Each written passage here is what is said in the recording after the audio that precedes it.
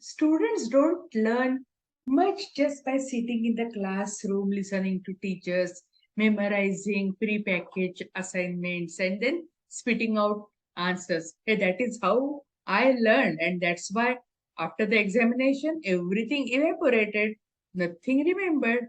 But e-learning, it is a different approach.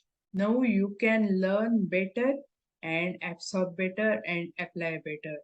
You must talk about whatever you are learning.